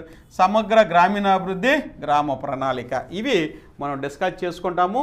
ఇవి చాలా ఉపయోగపడతాయి. ఒక్క గ్రామ వార్డు సచివాలయానికి కాదండి, గ్రూప్ 1 దాకా ఇవైతే మీకు ఉపయోగపడే. స్థానిక ప్రభుత్వాల మీద గ్రూప్ 1లో చాలా ప్రశ్నలు అయితే వస్తాయండి. వీటితో పాటుగా చూసినట్టయితే ఇవి కూడా ఉన్నవి, మర్చిపోయాను. ఇప్పుడైతే గ్రామ పంచాయతీలు కంప్యూటీకరణ చేస్తున్నారన్నమాట, కంప్యూటరైజేషన్ చేస్తున్నారు అన్ని డాక్యుమెంట్స్ని, రిజిస్టర్లు కూడా. అది కూడా పరిశీలిద్దాం. ఇక గ్రామ పంచాయతీ శాంతి భద్రతలు అనుబంధం ఈ ప్రకటనలు ఇవన్నీ మనం చూద్దామండి. ఇవన్నీ జీవోలు ఇవన్నీ చూద్దాం. ఇక మనం కొంచెం డిస్కస్ చేసుకుందాం. మీకోసం అయితే నేను ఈ వీడియోలో పంచాయతీరాజ్ యాక్ట్ గురించి కొంచెం మనం డిస్కస్ చేద్దాం. చూడండి, ఎందుకంటే ఈ మెటీరియల్ మీకు ఉపయోగపడుతుందని నేను కొంచెం చదివి మీకు ఎక్స్ప్లెయిన్ చేస్తూ ఉంటాను. ప్రజాస్వామ్యము, వికేంద్రీకరణ. ప్రజాస్వామ్య వికేంద్రీకరణ, పంచాయతీరాజు వ్యవస్థ. చూడండి, ప్రజాస్వామ్య పరిపాలన అంటే అధికారంలో ప్రజలందరూ పాలు పంచుకోవడమే. జాతి నిర్మాణంలో ప్రజలందరూ తమ అభిప్రాయాలకు అనుగుణంగా నిర్ణయాలు తీసుకొని పరిపాలనలో భాగస్వామ్యాలు ఉండే జీవన విధానం. దేశంలో ప్రజలందరూ భాగస్వాములు కావడం అంటే కొంతమంది ప్రతినిధులు ఎన్నుకొని చట్టాలు చేసుకొని ఆ చట్టాలకు అనుగుణంగా వ్యవస్థలను ఏర్పాటు చేసుకొని పరిపాలన చేసుకోవటమే. అందువలనే పరిపాలనా సౌలభ్యం కోసం ఎక్కువ సంఖ్యలో ప్రజలు పాల్గొనేందుకు వీలుగా మన రాజ్యాంగం కేంద్రంలో పార్లమెంటు, రాష్ట్ర స్థాయిలో శాసనసభలు, జిల్లా స్థాయిలో స్థానిక పరిపాలనను ఏర్పరిచింది. మన రాజ్యాంగం ఆదేశ సూత్రాల్లో 40వ ఆర్టికల్లో స్థానిక పరిపాలన యొక్క ప్రాముఖ్యతను గురించి చెప్పింది. ఇదిగోండి 40వ ఆర్టికల్లో ఆదేశిక సూత్రాల్లో ఈ యొక్క స్థానిక స్వపరిపాలన గురించి చెప్పడం అని జరిగింది. దీని నుంచి పంచాయతీరాజు యాక్ట్ అనేది పంచాయతీరాజ్ అనేది ఉద్భవించిందని మనకు తెలుసు. ప్రతి ఎగ్జామ్లోనూ బలవంతరాయ్ మెహతా అలాగే అశోక్ మెహతా కమిటీల గురించి అడుగుతారని 3 టైర్ సిస్టము 2 టైర్స్ అంటే 3 అంచెల పద్ధతి 2 అంచెల పద్ధతిని ప్రవేశపెట్టారు. కాబట్టి అది కూడా ఇక్కడ మీకు మెటీరియల్ పరంగా ఎలా ఉందో నేను చదివి ఎక్స్ప్లెయిన్ చేస్తాను. తర్వాత కూడా మీకు చక్కగా నేను చెప్తా, ఒకసారి చూడండి మనం ఏం చెప్పుకుంటాం అనేది నేను మీకు చెప్తున్నా. స్థానిక సంస్థలను బలోపేతం చేయడానికి బలవంతరాయ్ మెహతా ఆధ్వర్యంలో కమిటీని వేసింది. ఆ కమిటీ సిఫార్సుల ఆధారముగా 1959వ సంవత్సరంలో పంచాయతీరాజ్ వ్యవస్థను ఏర్పాటు చేయడమైనది. మన రాష్ట్రము మరియు రాజస్థాను మొట్టమొదటిసారిగా పంచాయతీరాజ్ వ్యవస్థను ఏర్పాటు చేసుకున్నవి. అందుకోసం 1959వ సంవత్సరం పంచాయతీ సమితులు జిల్లా పరిషత్ చట్టాలు ఏర్పాటుతో 3 అంచెల వ్యవస్థకు శ్రీకారం జరిగింది. ఇదిగోండి మొట్టమొదటిసారిగా పంచాయతీరాజ్ వ్యవస్థ గురించి చెప్పుకోవాలంటే బలవంతరాయ్ మెహతా కమిటీ గురించి మనం చెప్పుకుంటూనే ఉంటాం. ఎన్నో ఎగ్జామ్స్లో ఇది బలవంతరాయ్ మెహతా కమిటీ గురించి రావడం జరిగింది. 3 అంచెల వ్యవస్థ 2 అంచెల వ్యవస్థ ఏర్పాటు చేసి 3 అంచెల వ్యవస్థకి బలవంతరాయ్ కమిటీ సిఫార్సులు చేశారు. అశోక్ మెహతా అయితే 2 అంచెల కమిటీకి చేశారు. అవి మీకు ఒక్కసారి నేను ఇట్లా సాఫ్ట్ కాపీ రూపంలో ఒకసారి మీ ముందు ఉంచితే మనం ఏం చెప్పుకుంటాం అనేది మీకు అర్థమవుతుందని నేను చదివి మీకు ఎక్స్ప్లెయిన్ చేస్తున్నాను. కొంచెం చూడండి, ఇలా చూస్తాం వల్ల మీకు చక్కగా అర్థమవుతుంది అన్నమాట. ఇదిగోండి అప్పటి నుండి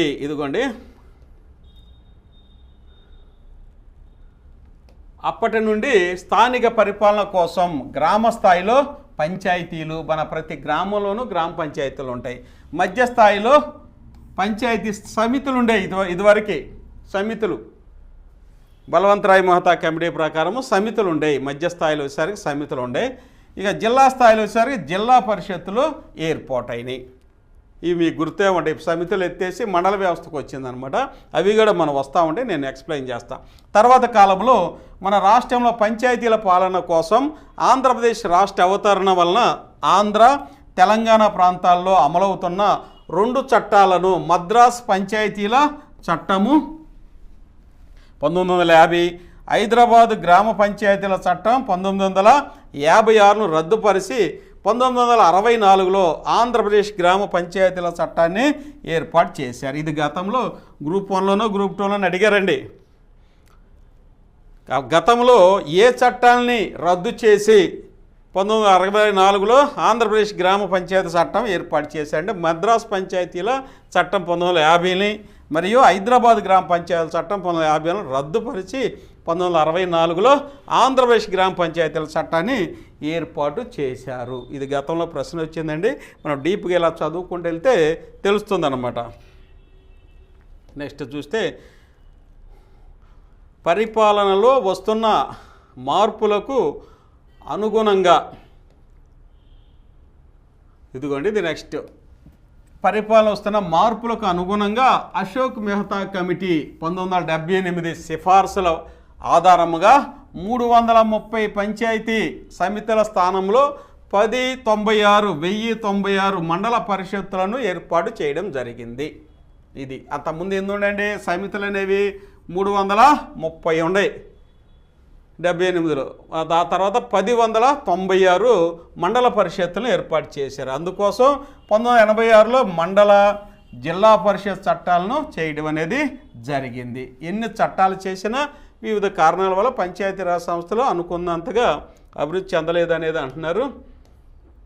అయితే అలా బలహీనపడటానికి కారణాలు ఏంటని అడుగుతాడు. పంచాయతీరాజ్ సంస్థలు బలహీనపడటానికి ఇది ఒక కారణం అంటాడు. అది కూడా ఒకసారి చూద్దాం. చూడండి ఇక్కడ మీరు చక్కగా ఇచ్చారు. ఎన్ని సంస్కరణలు చేసినా ఈ సంస్థలకు ఇంతకాలం రాజ్యాంగ ప్రతిపత్తి లేకపోవడం అంటే 1986 గురించి చెప్తున్నాడు. ఇప్పుడు రాజ్యాంగ ప్రతిపత్తి ఉందండి, లేకపోవడం వల్ల నిర్లక్ష్యానికి గురైనవి. దేశ జనాభాలోను అత్యధిక సంఖ్యాకులైన షెడ్యూల్ కులాలు షెడ్యూల్ తెగలు వెనకబడిన తరగతులు మరియు స్త్రీలకు ఈ సంస్థల్లో సరైన ప్రాతినిధ్యం లేకపోవడం, ఈ సంస్థలకు సక్రమంగా ఎన్నికలు జరిపించకపోవడం, ఈ సంస్థలు చేయాల్సిన విధులేమిటో స్పష్టంగా నిర్దేశించకపోవడం,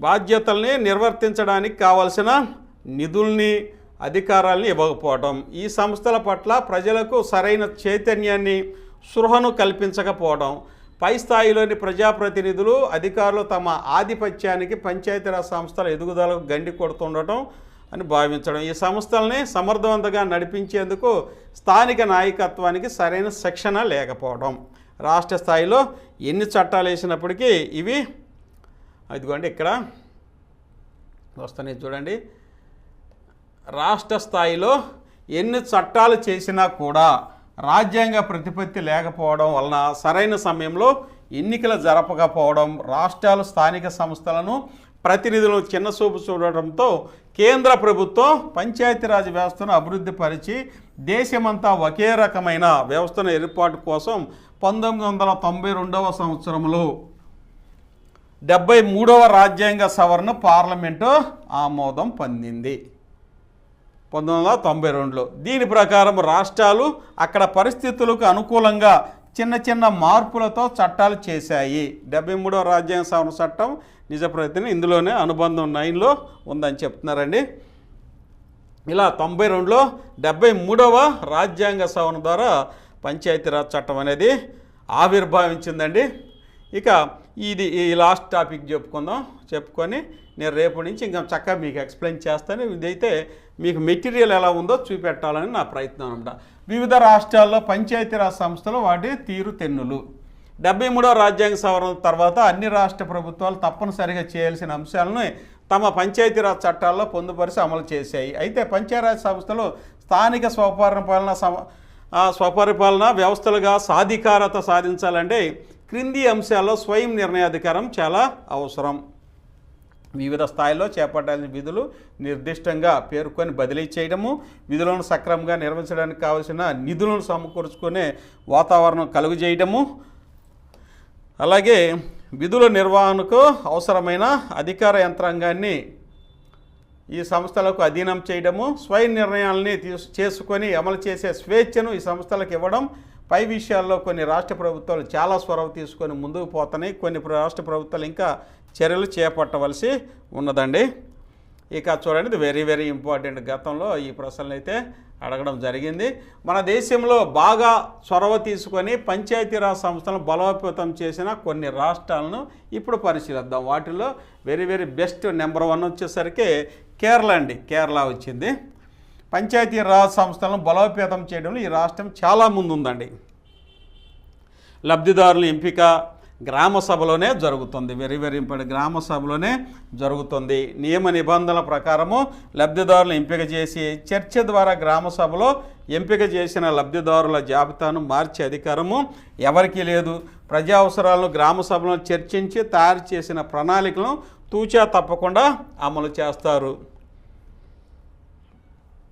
రాష్ట్ర ప్రణాళిక బడ్జెట్లో పంచాయతీ సంస్థలకు 35 నుండి 40% నిధులను కేటాయించి వాటిని ఎలా ఖర్చు పెట్టాలో ఆ సంస్థల స్వయం నిర్ణయానికే వదిలిపెట్టడం. ఇక పంచాయతీరాజ్ ప్రజాప్రతినిధుల మీదకు వచ్చిన అభియోగాల్ని అంబుడ్స్మ్యాన్, బ్యాంకుల్లో చూస్తామండి, ఇది అంబుడ్స్మ్యాన్, అలాగే 30 నుంచి 40% నిధులు పంచాయతీలకు కేటాయిస్తారు. అంబుడ్స్మ్యాన్ వ్యవస్థను కూడా స్వతంత్ర విచారణ సంస్థ అన్నమాట. ఇది జరిపి తీర్పునిస్తుంది. ఈ విషయంలో రాష్ట్ర ప్రభుత్వం జోక్యం ఉండదు. ఇక స్వయం సహాయక సంఘాలన్నీ పంచాయతీరాజ్ సంస్థల ఆధీనంలో ఉంచి ఆ కమిటీలకు ఈ సంస్థల ద్వారానే నిధులు విడుదల చేయడము. వ్యవసాయము, పశుగణాభివృద్ధి, ఆరోగ్యం, చేపలు, చిన్న తరహా పరిశ్రమలు, ఇతర సంక్షేమ శాఖల అధికారులందరినీ పంచాయతీరాజ్ సంస్థలకు బదిలీ చేసి వాటి ఆధీనంలో ఉంచారు. ఇది వెరీ గుడ్ అండి. ఇవన్నీ మరలా నేను ఎక్స్ప్లెయిన్ చేస్తాను. ఇదిగోండి, ప్రజలు ఈ సంస్థల కార్యాలయ రిజిస్టర్ను పరిశీలించవచ్చు, నకలను కూడా తీసుకోవచ్చు. ఇదిగోండి మధ్యప్రదేశ్కి మీరు చూడండి, ఇది స్పీడ్గా వెళ్దామండి. మధ్యప్రదేశ్ నెక్స్ట్. గ్రామ సభకు సభ్యుల్లో 1/5 వంతు మంది కోరంగా నిర్ణయిస్తారు. అంటే గ్రామ సభ సభ్యుల్లో 1/5 మంది కనుక వస్తే ఇక సభను జరిపిస్తారనమాట, వాయిదా అయ్యారనమాట. హాజరైన వారిలో కనీసం 1/3 మంది దళితులు మహిళా వర్గాలు ఉన్నారు. కోరం లేని గ్రామ సభ నిర్ణయాలకి విలువ లేదు. ఇదిగోండి గ్రామ సభ. ఇవన్నీ ఒకసారి చూడండి, మీరు పాస్ చేసుకొని చదువుకోవచ్చు నేను చెప్పాకంటే. ఇట్లా ఇది మధ్యప్రదేశ్కు సంబంధించింది. నెక్స్ట్ కర్ణాటక. ఇదిగోండి కర్ణాటక కూడా మంచి నిర్ణయాలు తీసుకున్నారు. ఇక నెక్స్ట్ వెరీ వెరీ ఇంపార్టెంట్ పశ్చిమ బెంగాల్ అండి. 1978 నుండి పంచాయతీరాజ్ సంస్థలకు నిరాటంకంగా ఎన్నికలు జరుపుతున్న ఏకైక రాష్ట్రం. గతంలో ప్రశ్నలు అడిగారు గ్రూప్ 1 గ్రూప్ 2లో. అలాగే గ్రామ పంచాయతీలకు వెరీ వెరీ ఇంపార్టెంట్ భూ సంస్కరణలో అమలు బాధ్యతను అప్పజెప్పి విజయం సాధించారు. గ్రామ పంచాయతీలకు వెరీ వెరీ ఇంపార్టెంట్. ఇది కూడా ప్రశ్న వచ్చే అవకాశం ఉంది. ఇక గ్రామీణ పారిశుద్ధ్యాన్ని గ్రామ పంచాయతీలకు అప్పజెప్పి 100% విజయం సాధించింది ఉదా మిడ్నాపూర్ గ్రామ పంచాయతీ. ఎన్ని బిట్స్ వచ్చే అవకాశం ఉండేది. ఇది ఒక గ్రామవార్డు సచివాలయం కదండి, గ్రూప్ 1 దాకా వచ్చే అవకాశం ఉంది. పంచాయతీరాజ్ సంస్థల్లో ఎన్నికైన ప్రజాప్రతినిధులకు తరచూ శిక్షణ కార్యక్రమం నిర్వహిస్తూ వారి సామర్థ్యాన్ని పెంచే కృషి చేయడం జరుగుతుంది. జిల్లా గ్రామీణాభివృద్ధి సంస్థలను జిల్లా పరిషత్లో విలీనం చేయడం అనేది జరిగింది. నెక్స్ట్ మహారాష్ట్ర చూడండి, ఇది కూడా వెరీ వెరీ ఇంపార్టెంట్. జిల్లా స్థాయిలో అభివృద్ధి శాఖలను రెవెన్యూ శాఖలను వేరు చేసి రెవెన్యూ పాలనకు అధిపతిగా కలెక్టరు, అభివృద్ధి శాఖల అధిపతిగా జిల్లా పరిషత్ ముఖ్య కార్యనిర్వహణాధికారి సారథ్యం వహిస్తారు. రెవెన్యూకి వచ్చేసరికి కలెక్టరు, అభివృద్ధి కార్యక్రమానికి జిల్లా పరిషత్ CEO. ఇద్దరు సమాన హోదా కల IAS అధికారులు. ఇక వ్యవసాయం, పశుసంవర్ధక శాఖ, ఆరోగ్యం, కుటుంబ సంక్షేమం ఇవన్నీ చూడండి ఒకసారి మీరు చూస్తే ఇవన్నీ సక్సెస్ విజయం సాధించినటువంటి రాష్ట్రాలండి. ఇక నెక్స్ట్ మంది వచ్చింది ఆంధ్రప్రదేశ్ పంచాయతీరాజు చట్టము. ఇక వెరీ వెరీ ఇంపార్టెంట్. దీని నుంచి మనకు ప్రశ్నలు సెక్షన్లు అనేవి వస్తాయి. Very very important. చూడండి ఆంధ్రప్రదేశ్ పంచాయతీరాజ్ చట్టము 1994 very very very very important. దీనిలో ఎవరికైతే కమాండ్ ఉండిద్దో వారికి ఎక్కువ మార్కులనే వస్తాయి. దీని నుంచి మనం రాసినటువంటి బుక్సే ఈ యొక్క మెటీరియల్స్ మీకు చూపించిన బుక్స్ అన్నమాట. చూడండి ఈ యొక్క చట్టంలో చూస్తే 278 విభాగాలు ఉన్నాయి. ఇది ఒక ప్రశ్న వచ్చేది. ఈ చట్టం మొత్తాన్ని ఎన్ని అధ్యాయాలుగా మార్చారంటే 8 అధ్యాయాలుగా రాయడం జరిగింది. 278 సెక్షన్లు ఉంటాయి. 1 మరియు 2 సెక్షన్లు చట్టం గురించి వివరణ పరిధిని చెప్తాయి. 3 నుండి 147 వరకు 200 మరియు 263 సెక్షన్లు గ్రామ పంచాయతీలకి వర్తిస్తాయి. 147 నుండి 190 సెక్షన్లు మరియు 240, 244 సెక్షన్లు మండల పరిషత్తు, జిల్లా పరిషత్తులకు వర్తిస్తాయి. ఇవన్నీ సెక్షన్స్ అనమాట. ఈ సెక్షన్స్ ఒకసారి చూడండి పాస్ చేసుకొని. నేను చెప్పేకంటే ఈ సెక్షన్ల గురించి మళ్ళీ ఎక్స్ప్లెయిన్ చేద్దాం. ఇవన్నీ ఎక్స్ప్లెయిన్ చేస్తా. మీకు ఇవన్నీ ఉంటవి అని చెప్పాలనేది నా యొక్క అభిప్రాయం. చక్కగా ఇవి మీకు అర్థమయ్యే రీతిలో నేను ఎక్స్ప్లెయిన్ చేస్తాను. ఇదిగోండి ఆంధ్రప్రదేశ్ పంచాయతీరాజ్ చట్టం 1990 ప్రత్యేక అంశాలు అనమాట. 3 అంచెల పద్ధతి ఏర్పాటు. గ్రామ పంచాయతీ సెక్షన్ 4లో ఉండేది. మండల పరిషత్ 148, జిల్లా పరిషత్ 177 ఉండేది. గ్రామ సభ ప్రాధాన్యత వహించేది ఎవరు? ఈ సెక్షన్లన్నీ కనుక చూస్తే ఈ బుక్లో చూపిస్తా చూడండి. ఈ బుక్లో చూడండి. దీనిలో పంచాయతీరాజ్ స్పష్టంగా ఇచ్చాను. ఇంకా దీంట్లో కనుక చూసినట్టయితే ఇదిగోండి పంచాయతీరాజ్ చట్టంలో 1994లో ఫెర్రీల నిర్వహణ సంబంధించిన సెక్షన్ ఏది? చూడండి ఇక్కడ చక్కగా ఇచ్చాను. ఇదిగో సెక్షన్లు ఇవన్నీ. 10,000కు మించిన జనాభా గల గ్రామ panchayat building plan renewal fee మొత్తం రుసుములో ఎంత ఉండాలి? అలాగే ఇవన్నీ సెక్షన్లు అండి. ఇదిగోండి అనుమతి పొందిన భవన నిర్మాణ కాల పరిమితి ఎన్ని సంవత్సరాలు ఉంటుంది? ఎన్ని సెక్షన్సే ఇవన్నీ. పంచాయతీ కార్యదర్శి ఆక్రమణ తొలగింపు కొరకు ఆంధ్రప్రదేశ్ పంచాయతీరాజ్ చట్టం ఏ సెక్షన్ ప్రకారం స్థానిక పోలీసుల సహాయం తీసుకోవాలి? మన గ్రామంలో కనుక చూసినట్టయితే కింద చూడండి. మన గ్రామంలో కనుక చూసినట్టయితే అనేక ఆక్రమణలనే ఉంటవి. ఆక్రమణ తొలగించేది ఎవరు? పంచాయతీ కార్యదర్శి. కేటగిరీ 1లో ఉన్న పోస్ట్ మీరే. ఇప్పుడు పంచాయత్ డెవలప్మెంట్ ఆఫీసర్. మరి మనం వెళ్ళి తొలగించాలంటే అక్కడ స్థానికులు ఒప్పుకోరు. కాబట్టి మనకి ఒక సెక్షన్ ఇచ్చింది పంచాయతీరాజ్ చట్టంలో. ఖచ్చితంగా పంచాయతీ వారు గనక గ్రామ పంచాయతీ కార్యదర్శి గనక పోలీస్ సహాయం కోరితే ఖచ్చితంగా పోలీసులు ఈ ఆక్రమణ తొలగించడంలో సహాయం చేయాలి అని మనకు సెక్షన్ ఇచ్చింది. మనం ఒక లెటర్ కనుక పోలీసు వారికి రాస్తే పోలీసు వారు ఖచ్చితంగా వచ్చి ఆ గ్రామంలో ఉండాలి, ఆ గ్రామంలో ఉండాలనేది చట్టం. చూడండి అన్నీ మీకు ఎంత చక్కగా రాశానో నేను. మేమందరం కలిసి ఇవన్నీ చట్టాలి. ఇదిగోండి సెక్షన్ 141 ఏం చెప్తుంది, ఇవన్నీ ఈ ప్రశ్నలు కనుక ఇచ్చారంటే ఖచ్చితంగా మీకు ఎక్కువ మార్కులు వస్తాయా రావా? ఖచ్చితంగా వస్తాయి. కాబట్టి తెలిసిన వాళ్ళందరూ ముందే ఇవన్నీ పర్చేజ్ చేసుకున్నారండి. ఇదిగోండి, పన్ను అనగా తప్పనిసరిగా చెల్లించాల్సిన ఛార్జా, ఆర్థిక ఛార్జా, ఇష్టపూర్వకంగా ఏదీ కాదు అనేది ఇక్కడ ఇవ్వడం జరిగింది. గ్రామ పంచాయతీలు తమకు అవసరమైన నిధులను సమకూర్చుకోవడానికి అవసరమైన అధికారానికి ఆధారము దేని ద్వారా ఇవ్వడం జరిగింది అంటే గ్రామ పంచాయతీలు గ్రామ పంచాయతీలు నిధులను సమకూర్చుకోవడానికి పంచాయతీరాజు చట్టం 1994 ఏ సెక్షన్ ఇచ్చారనేది ఇక్కడ ప్రశ్న ఉంది. ఏ సెక్షన్ ఇదన్నీ చెప్పాలి. ఇదిగో ఐచ్ఛికంగా విధించే పన్నులు, ఈ పన్ను కూడా ఉంటుంది. ఐచ్ఛికంగా అంటే ఆప్షనల్గా ఇంట్రెస్ట్గా ఎవరైనా కట్టవచ్చు. ఇంకా చూడండి, గ్రామ పంచాయతీలకు పన్నులను విధించే అధికారం ఆంధ్రప్రదేశ్ పంచాయతీరాజ్ చట్టం 1994లోని ఏ సెక్షన్ ద్వారా విధించడం అనేది. చూడండి, నేను ఊరికే ఆ బుక్ తీసే మధ్యలో ఏదో మీకు చెప్దామని. పంచాయతీకి పన్నులు విధించేటటువంటి అధికారం ఉంది, అది ఏ సెక్షను? ఆంధ్రప్రదేశ్ పంచాయతీరాజ్ చట్టంలో ఏ సెక్షన్ ద్వారా కల్పిస్తుంది అని ఇవన్నీ బ్రహ్మాండమైనటువంటి బిట్స్ అండి.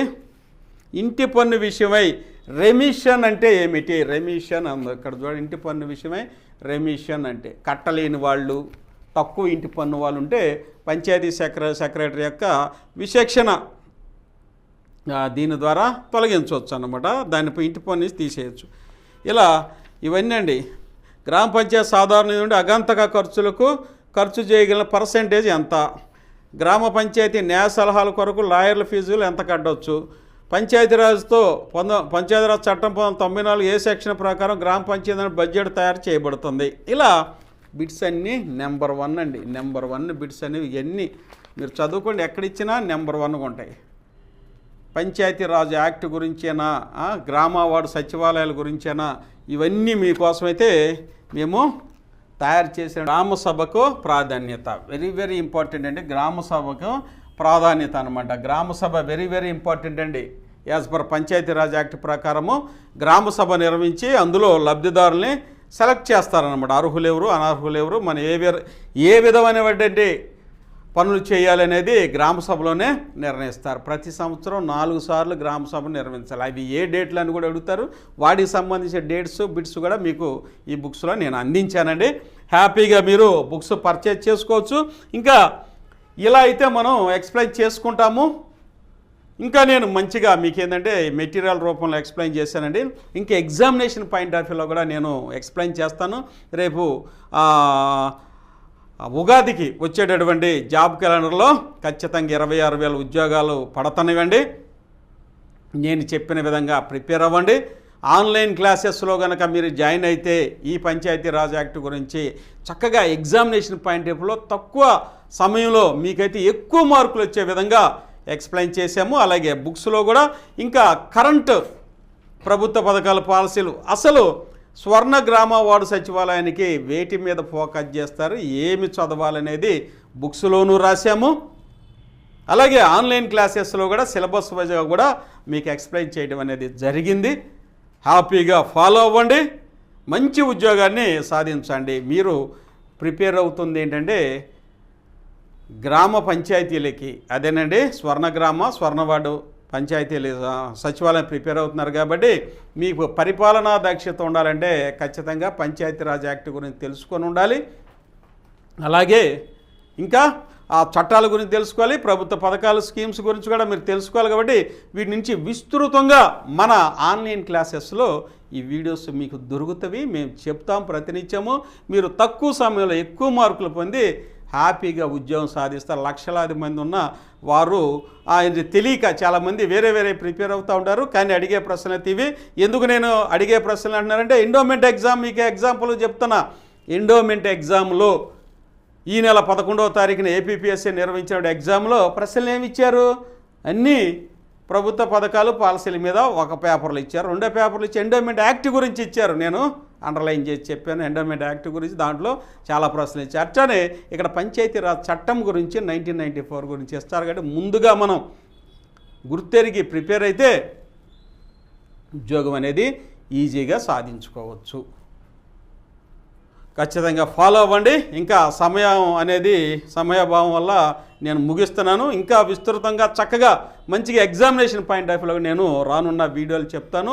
హ్యాపీగా ప్రిపేర్ అయితే ఉద్యోగం మన చెంతనే ఉంటుంది. దయచేసి ఫాలో అవ్వండి. ఇవ్వండి కాంబో ప్యాక్ ఇవి. ఈ కాంబో ప్యాక్ బుక్స్ పర్చేజ్ చేసుకోండి. చాలా మంచి ఫీడ్బ్యాక్ వచ్చింది. ఈ బుక్స్ కూడా మీకు చాలా ఫాస్ట్గా అయిపోతున్నాయి కాబట్టి మీ ఆర్డర్ని త్వరగా చేసుకుంటే మంచిది. మీకు చక్కగా ఈ బుక్స్ అయితే అందుబాటులోకి వస్తాయి. వెంటనే మీకు రిజిస్టర్ పోస్ట్ చేస్తా, మీ ఇంటికి వస్తాయి. వారం రోజుల్లోనే మీ ఇంట్లోనే ఉంటాయి. ఇక కాలాతీతమైంది, 1 అవర్ దాకా అవుతుంది కాబట్టి నేను ఈ వీడియోని ఇంతటితో ముగిస్తున్నాను. హ్యాపీగా ప్రిపేర్ అవ్వండి. మన జయదేవ్ అకాడమీకి సబ్స్క్రైబ్ చేయండి, లైక్ చేయండి. అలాగే ఇవన్నీ మీకు నెక్స్ట్ క్లాస్లో నేను ఎక్స్ప్లెయిన్ చేస్తాను. యాప్లో ఎలా డౌన్లోడ్ అవ్వాలి, అలాగే ఇక్కడ యాప్లోకి వచ్చేసరికి మీకు ఫ్రీ బిట్స్ కూడా ఇస్తున్నానండి. 50 పైన ఫ్రీ బిట్స్ ఇస్తున్నా. వీటిని ఒకసారి ప్రతి వాళ్ళు యాప్ డౌన్లోడ్ చేసుకున్న వాళ్ళు ప్రతి వాళ్ళకి ఫ్రీగా వస్తాయి. యాప్ డౌన్లోడ్ చేసుకోవడం ఎలా కూడా నేను ఇక్కడ మీకు చెప్తున్నాను. చూడండి, ఇది మన బుక్ స్టాల్స్. ఇదిగోండి, మీరు ప్లే స్టోర్కి వెళ్ళండి, జయదేవ్ అకాడమీ యాప్ డౌన్లోడ్ చేసుకోండి. టైప్ చేయండి జయదేవ్ అకాడమీ అని. ఇక్కడ మీరు ఇన్స్టాల్ చేసుకుంటే ఇలా వచ్చిందండి, వెల్కమ్ టు జయదేవ్ అకాడమీ అని. లాగిన్ విత్ వాట్సాప్ దీన్ని వద్దండి, మీరు యూజ్ అనదర్ మెథడ్ మీద క్లిక్ చేసి దీంట్లోకి వెళ్ళండి. నెక్స్ట్ ఇలా వస్తుంది. మీ యొక్క ఫోన్ నెంబర్ ఇవ్వండి. నా ఫోన్ నెంబర్ నేను ఇక్కడ ఇచ్చుకుంటున్నాను. దీనికి ఓటీపీ వస్తుంది. ఓటీపీ వస్తే మీరు ఆటోమేటిక్గా యాప్లోకి వెళ్ళినట్లే. యాప్లోకి వెళ్తే మీ కోర్సెస్ ఎక్కడ ఉంటాయి? ఇదిగోండి స్టోర్లో ఉంటాయి. కింద స్టోర్ మీద క్లిక్ చేయండి. ఇదిగోండి స్టోర్ అని ఇక్కడ రాస్తున్నా మీకోసం. ఇందులో స్టోర్లోకి వెళ్తే ఇక్కడ వ్యూ ఆల్ కోర్సెస్ అని ఉంటుంది. దీని మీద క్లిక్ చేయాలి. ఆల్ కోర్సెస్ క్లిక్ చేస్తే అన్ని కోర్సులు మీకు కనపడదు. మీకు ఏది కావాలి ఇదిగోండి ఇలా కనపడతాయి. ఇతను ఏం చేశాడంటే ఇదిగోండి కేటగిరీ 1 సంబంధించినటువంటి క్లాసెస్ పర్చేజ్ చేశాడు. దీని మీద క్లిక్ చేశాడు. అందుకని ఇతనికి ఇలా వచ్చింది. ఇదిగోండి బై నౌ మీద క్లిక్ చేస్తే ఆటోమేటిక్గా పేమెంట్ గేట్వేలోకి వస్తారు. ఇక్కడ చూడండి ఫోన్పే ఉంది. ఈ ఫోన్పే మీద క్లిక్ చేశారనుకోండి మీ డీటెయిల్స్ అడుగుతుంది. చక్కగా ఇక్కడ 1009 రూపాయలు విత్ జిఎస్టీతో కట్ అవుతాయి. ట్రాన్సాక్షన్ జరిగేటప్పుడు 1 మినిట్ కానీ 30 సెకండ్స్ కానీ యువర్ పేమెంట్ సక్సెస్ఫుల్లీ కంప్లీటెడ్ అని వచ్చిందాకా వెయిట్ చేస్తే మాకు ఈ అమౌంట్ అని వచ్చి క్లాసులు మీకు వస్తాయి అనమాట. కంటిన్యూ మీద నెక్స్ట్ క్లిక్ చేస్తే ఆటోమేటిక్ కంటెంట్ మీద క్లిక్ చేస్తే క్లాసెస్ అన్నీ కనపడతాయి. మీకు హ్యాపీగా చూడవచ్చు. ఇది మీరు పర్చేజ్ చేసుకునే విధానము. ఇక నెక్స్ట్ వచ్చేసరికి ఇదిగోండి, ఇది పశుసంవర్ధక సహాయకులు. ఇది ఏపీ స్టేట్లోను అలాగే తెలంగాణలోనూ విశిష్టమైనటువంటి మంచి ఆదరణ పొందిన క్లాసెస్ ఏంటంటే మన జయదేవ్ అకాడమీకి సంబంధించినటువంటి ఈ యొక్క పశుసంవర్ధక సహాయకులండి. ఇవి 150 మార్కులకి చెప్పామండి. పార్ట్ ఏ పార్ట్ బి 150 మార్కులు చెప్పాము. అలాగే 50 CBT టెస్టులు ఇచ్చాము. ఇక 4000 ప్రాక్టీస్ బిట్స్ ఇచ్చాము. ఎవరైతే బుక్ కావాలనుకున్నారో వారికి 20 చాప్టర్ సంబంధించిన PDF మెటీరియల్ కూడా అందుబాటులో చక్కగా సెల్లో ఓపెన్ చేసుకోవచ్చు. ఈ ప్రింట్లు తీసుకోవాలంటే ఉగాది తర్వాత మీకు ప్రింట్స్ ఆప్షన్ కూడా ఇస్తాం, ఎనాబుల్ చేస్తాము, అప్పుడు ప్రింట్ చేసుకోవచ్చు. ఓకేనా? ఇది కేవలం 2999 ఆఫర్లో ఉంది, తీసుకోండి. ఇవి యాప్లోకి వెళ్ళే విధానము. ఇవన్నీ మన ఆన్లైన్ క్లాసెస్ అండి. హ్యాపీగా మీరు జాయిన్ అవ్వచ్చు. ప్రతిదీ 1 year వ్యాలిడిటీతో ఉన్నటువంటి ఆన్లైన్ క్లాసెస్ ఇవన్నీ. 999 ఇది వచ్చేసరికి కేటగిరీ 1 సంబంధించి. ఇది పశుసంవర్ధక సహాయకులు, ఇంజనీరింగ్ అసిస్టెంట్ 1999 ఇది 1 year వ్యాలిడిటీ ఉంటుంది. అలాగే డిజిటల్ అసిస్టెంట్స్ 1999, సర్వేరు మరియు జూనియర్ లైన్ మ్యాన్ ఇవన్నీ 1 year వ్యాలిడిటీతో ఉన్న క్లాసెస్. ప్లస్ మీకు ఎగ్జామినేషన్ ఓరియంటెడ్లో ఎలా పడితే అలా కాదండి, ఉద్యోగం వచ్చే రీతిలో చెప్పబడినటువంటి క్లాసెస్ అన్నమాట. స్వర్ణ గ్రామ వార్డు సచివాలయంలో ఏ విధంగా ప్రశ్నలు అడుగుతారు, ఎలా ఫోకస్ చేస్తారనే విధంగా ఈ క్లాసెస్ చెప్పాము, ఎక్కువ మార్కులు వచ్చాడు, అవకాశం ఉంది. దాంతోపాటు పంచాయతీరాజ్ యాక్టు, ప్రభుత్వ పథకాల పాలసీలు ఇవన్నీ మీకు ఎక్స్ప్లెయిన్ చేస్తాం. కాబట్టి ఇంకెక్కువ పార్ట్ ఏలో వస్తే పార్ట్ బిలో కూడా వస్తాయి. కాబట్టి హ్యాపీగా ప్రిపేర్ అవ్వండి. ఇవన్నీ మళ్ళీ ఒకసారి మీకైతే చూపిస్తున్నాను. ఇప్పటివరకు మన వీడియో వీక్షించినందుకు మన వ్యూవర్స్ మొత్తానికి ధన్యవాదాలు తెలియజేస్తాం. మీ ఫ్రెండ్స్ కూడా షేర్ చేయండి. దయచేసి సబ్స్క్రైబ్ చేసుకోండి, లైక్ చేయండి. మీ అందరికీ మరొకసారి థ్యాంక్ యూ అన్నారు.